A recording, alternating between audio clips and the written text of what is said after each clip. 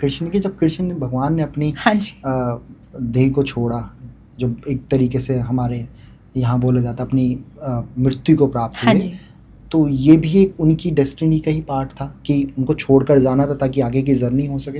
Absolutely. और आगे की जर्नी हुई भी। ये मान्यता है कि जब तो पहले तो चलो अंतिम क्षणों की ही बात करते हैं। तो हम जानते हैं कि त्रेता युग में राम जी ने पेड़ के पीछे छिप के वाली का वध किया Right. था। अगर हम जब द्वापर युग में पहुंचते हैं तो कुछ वैसे ही कृष्ण का भी अंत हुआ था। वही वाली जो अपने पुनर्जन्म में जरा नामक एक हंटर बनकर आए थे, उन्होंने एक पेड़ के पीछे ही तीर लगाने की सोची और उनको वहां पर वासुदेव का टो दिखा पैर का, और उनको, और वो उससे इतनी शाइन हो रही थी तो उन्हें लगा अरे गोल्डन डियर होगा कोई type, and it will be a big Hunt for me today. तो उन्होंने बाण चला दिया और वही वासुदेव का वीक पॉइंट था, और उससे फिर उस तीर से उनकी हत्या हुई।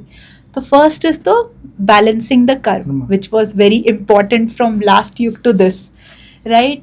The second thing is because obviously it was also time for the युग परिवर्तन, राइट। तो माना गया है कि जब कृष्ण ने अपनी देह को छोड़ा था तो उन्होंने पार्थ को ये पहले ही बता दिया था कि मेरे जाने के बाद मेरा अंतिम संस्कार और ये सब ऐसे करना है, और अगर मेरे देह भस्म के बाद कुछ बच जाए तो उसे नदी में प्रवाह कर देना। तो पार्थ ने ऐसा ही किया। जब देह भस्म हो गया तो ये मान्यता है कि उनका हृदय कभी नहीं जला, जिसको पार्थ ने प्रवाह कर दिया, और वो फिर वहां से द्वारका से उड़ीसा पहुंच के हमारे जगन्नाथपुरी धाम की स्थापना में योगदान दिया।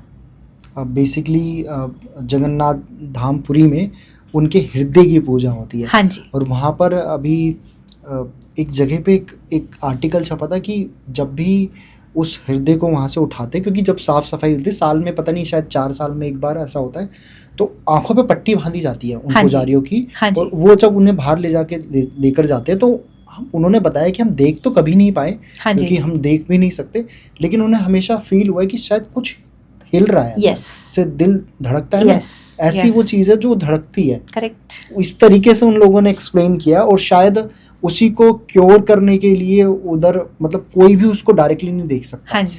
क्योंकि उनकी मान्यता है कि भगवान कृष्ण का हृदय है और इसको हम अपनी इन आंखों से नहीं देख सकते। हाँ जी। इसके लिए मन की आंखों का होना बहुत जरूरी है। बिल्कुल।